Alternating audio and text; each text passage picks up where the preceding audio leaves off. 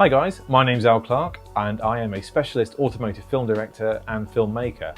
And what that basically means is I spend my entire life going around the world filming cars, bikes, people around cool cars, cool bikes, the stories involved around them, and generally having a lot of fun in between. But I wanted to take some time out of that and talk to you about a few of the cool things that we actually get up to behind the scenes and show you some cool stuff and kind of explain a couple of things. And what better way to start than talk about our 0 to 400 kilometer back to zero film that we shot as a commercial for Bugatti back in 2017. Now, even though we shot that film 2 years ago, there was one shot that always springs up over and over again, and that is the single shot of the Bugatti going from 0 to 400 kilometers an hour.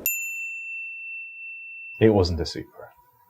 Now we're going to show you exactly how we did that, plus we're also going to have a look at some of the behind the scenes, because there was an entire behind the scenes film shot which never got released, which is quite common unfortunately in a lot of these commercial projects. And remember, if you like these sort of videos, please let me know, because I can make more of them. And also I want to go and chat to some people and talk about some cool stuff and see some things, so let's go and do that together. So please subscribe and see if we can get this all going and do some cool stuff. On with the show.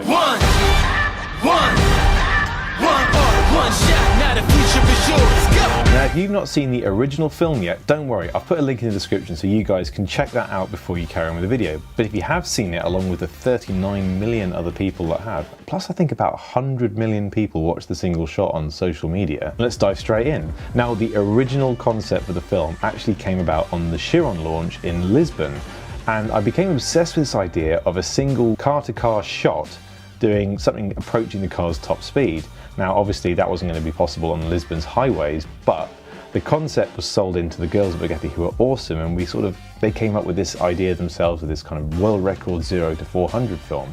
I love real speed in shots. I think it's so important the cars are doing something approaching their real speeds, because when you start to speed up stuff, everything looks wrong. The suspension looks wrong, the way the cars compress and bounce and move, and you can see it a mile off if you know what you're looking for, and I was determined that that was not what we were going to do. I always remember this fantastic commercial that got banned, which was a BMW M5 tracking what was like a thrust SSC style car, and the energy and the smoke and everything was amazing.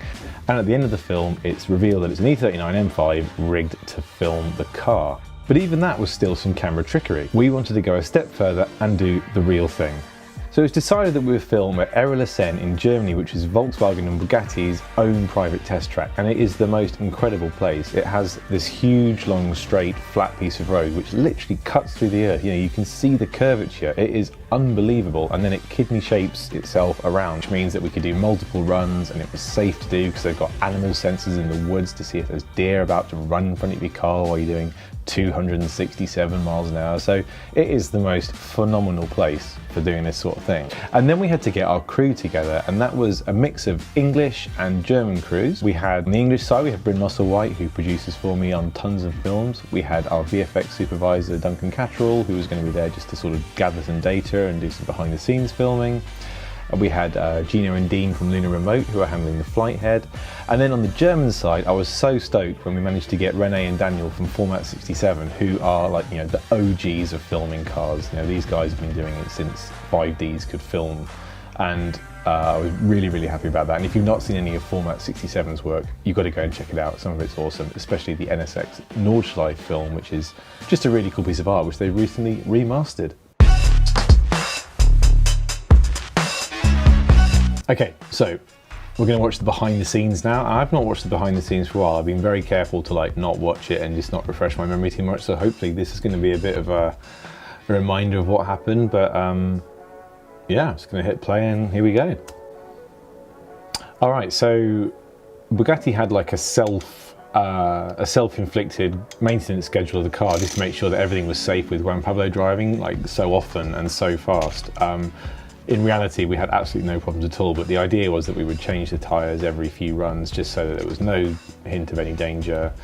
Most people, even in real life, aren't going to be doing 247, 246 miles an hour every day, but we were going to do it like a lot of times during these shoots, so it was really cool. That's Daniel, who was our DOP. Daniel was great to work with. You know, we're both car people. We're both into old Japanese cars and stuff like that, so it was really good to work with him. And shoot stuff. Now here comes the Chiron. Now the Chiron was provided by Format 67. That was it was a solid frame car. It was really good actually. It kind of provided a lot of energy in the tracking shots that we did. Although again, it's not the car that we used for the tracking shots.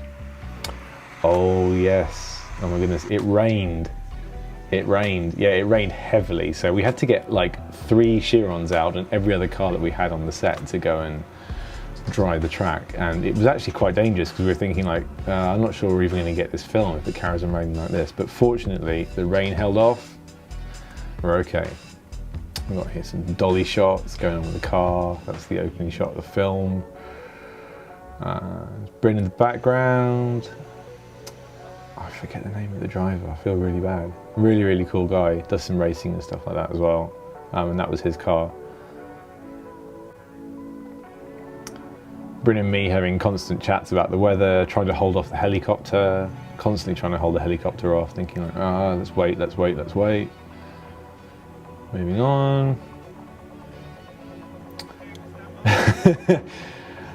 Because we were miles down the track, so we didn't really need back screen, so we used the bonnet of the Chiron as a shield against the reflections from the sky.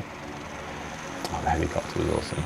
It's the only way that you can do it on a film like this, is you'd never be able to shoot this film with a drone. A drone would be not only too slow, but just not able to stay in the air for long enough. You know, we had 1 hour of flight time with the helicopter, and he just absolutely made it awesome. So I was in the helicopter for all of this directing, and Bryn was in the car below, and we've actually removed Bryn from the passenger seat in all the shots so that you wouldn't realise that he was there.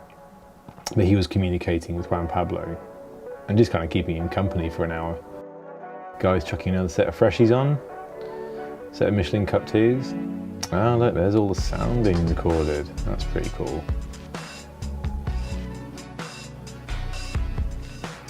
Ooh, that's good timing. So I guess we better talk about how we did that shot then.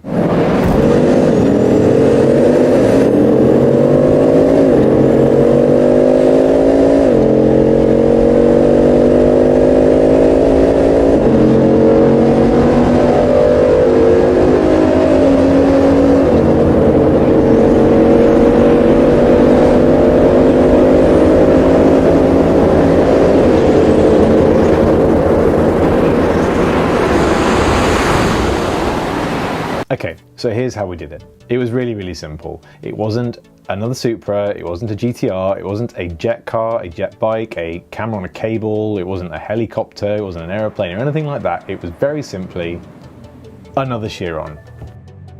Who knew? Although actually it was amazing to us how few people actually guessed it, but you know, it's one of those things that when something's too obvious, you almost can't think about it. Now the system and the cameras that we put on the back of the other Chiron was a little DJI X5 like this. Now this is a camera that you normally find on a Inspire drone or something similar to that. And I've been filming some tracking shots in cars with these for quite some time because they're super helpful when you're on like a really small skeleton crew and there's only sort of a couple of you and you want to just get some cool tracking shots and it's not safe to hang out the back of a car or whatever, you're trying to go fast or whatever. So that was the system that we put on. So then we used a slightly modified version of that, which was then supplied by my friend Ian May, who's a camera car specialist as well. Out of box, I was going to use just the normal drone like I always use, but just for the sake of safety in film, we thought like, well, why not use that one? And we kept mine as a spare. And in fact, you can see it in this shot here, the drone in the box on the back of the car. And then it was simply a case of getting the cars to launch at exactly the right moment. And as you can see, you know, there were plenty of times when it went right and plenty of times when it went wrong. But what I found also quite interesting was that even with 2 of us in the lead car, that the hero car had no problem being any slower or faster. It was still the same speed. And I guess that's what 1,500 horsepower does for you. And the camera held on beautifully as well. There's no shake, in fact, we had to actually add camera shake back in because it was just a little bit almost lifeless. One thing that does annoy me when we filmed it, and we didn't, you know, it was one of those last things that we filmed at the end of the day because it was the last, we wanted to make sure that all the cars were safe for the filming and it was the last shot of the day. Where the camera was installed on the Bugatti meant that it was going to have to film essentially through the exhaust gases. So frustratingly, and this is something which we didn't realise until we got back into the UK, was that exhaust gas essentially was passing past the lens constantly, which basically makes it look a little out of focus, which was a little frustrating because it was bang on focus.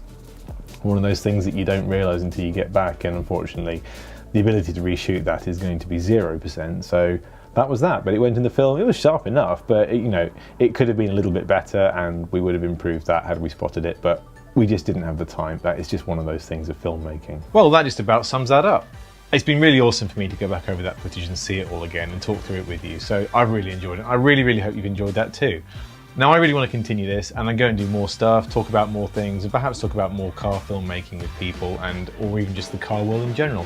So please do subscribe, let me know that there's some support there, and we'll go and make more of them. Hopefully see you around soon. Thanks.